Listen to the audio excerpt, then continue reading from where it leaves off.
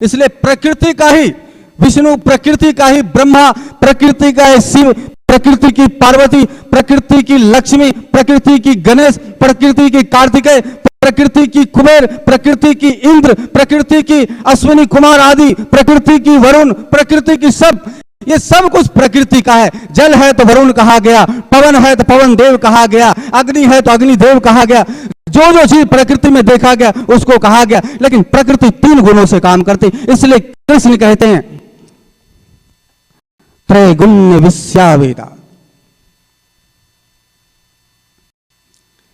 ये 3 गुण प्रकृति के हैं और इस 3 गुण को प्रकृति देने वाली है और ये 3 गुण वेद का गुण है। इसलिए ये तीनों को प्रकृति में जो जो चीजें हैं वो वेद में लिखा गया, संग्रहित किया गया। यानी वेद में जो लिखा गया वो सीधे स्पष्ट रूप से ये हो गया कि एक नक्शा खींचा गया। और यदि कोई मकान मालिक आपको मकान बेच दे और मकान के जगह पे नक्शा दे दे तो क्या आप नक्शे में रहोगे? ठीक उसी प्रकार से वेद एक नक्शा भर है।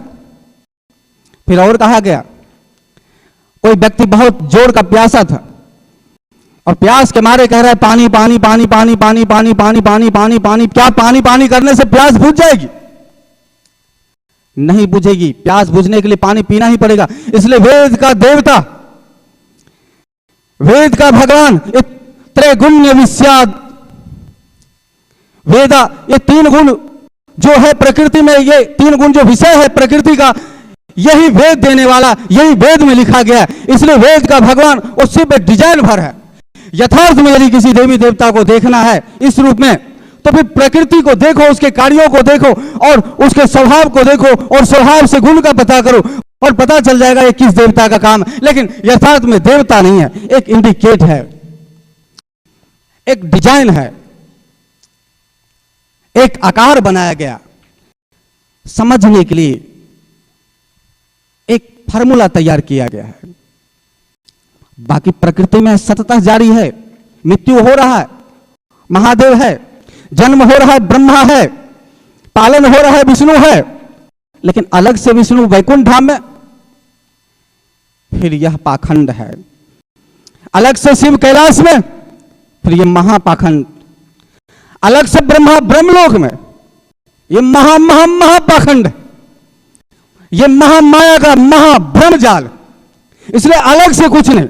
और जो कुछ देखने सुनने समझने में आया है प्रकृति में, जो जो कार्य हो रहा है, त्रैगुण्य विश्यावेदा, ये सब विषय वेद में संग्रहित है।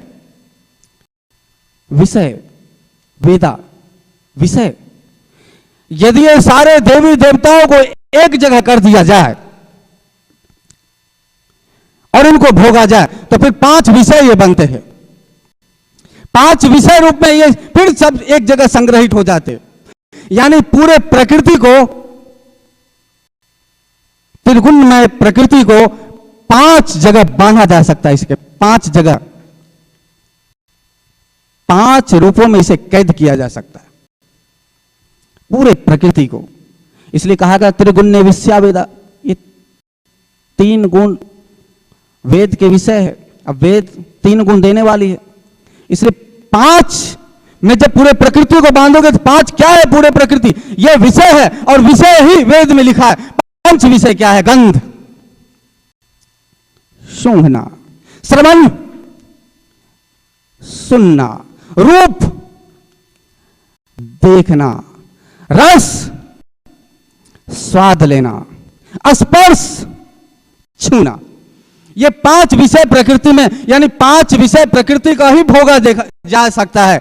यदि सारे देवी देवता प्रकृति को यदि भोग रूप में देखा जाए तो 5 को सामने खड़ा कर दो। गंध, रूप, रस, श्रवण यानी शब्द और स्पर्श, ये 5 में सब समावित हो गए। सब चीज एक तरफ हो गए और एक तरफ 5 इंद्रियां जाके खड़ा हो गए। इसलिए त्रैगुण्य विश्यावेदा, ये वेद 3 गुण देने वाला है। तो फिर क्या किया जाए? इन 3 गुणों को भक्ति किया जाए। कोई उपाय नहीं है भक्ति का, क्योंकि ये सत्य जारी है। अब करो चाहे ना करो, ये हो रहा है। पूजा जाए, पूजने का कोई उपाय नहीं। फूल चढ़ाया जाए, बात वही होगी, सत्वगुण रजोगुण तमोगुण। दया किया जाए, वही है सत्वगुण। लड़ा झगड़ा जाए, रजोगुण। किसी की जान बचाया जाए, ब्रह्मा रजोगुण। किसी की जान ले ली जाए, तमोगुण शिव। क्रोध किया जाए, रजोगुण। काम में उतरा जाए, सत्वगुण विष्णु।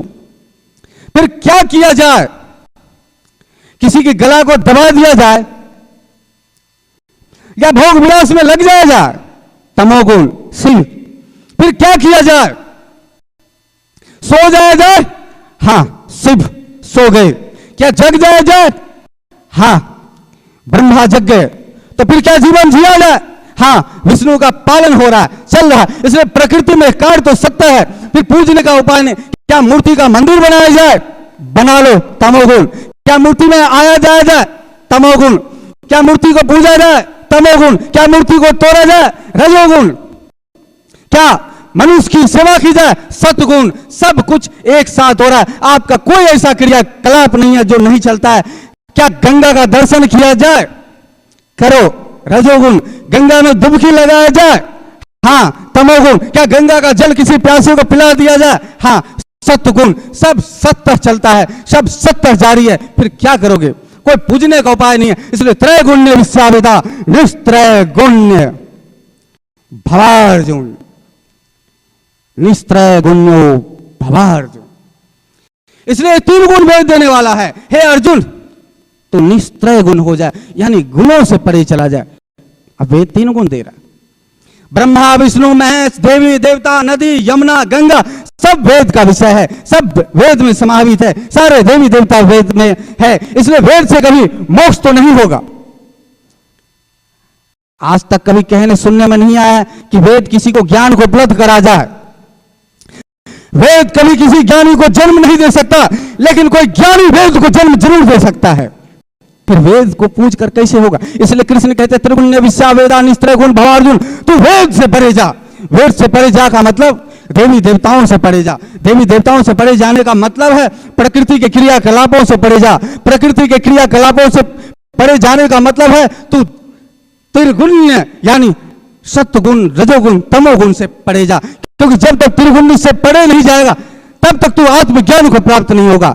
तब तक तू ब्रह्मानंद का आनंद नहीं लेगा। तब तक तू परमानंद के रस में भिगोएगा नहीं। तब तक तू उस महाअमृत का पान नहीं करेगा।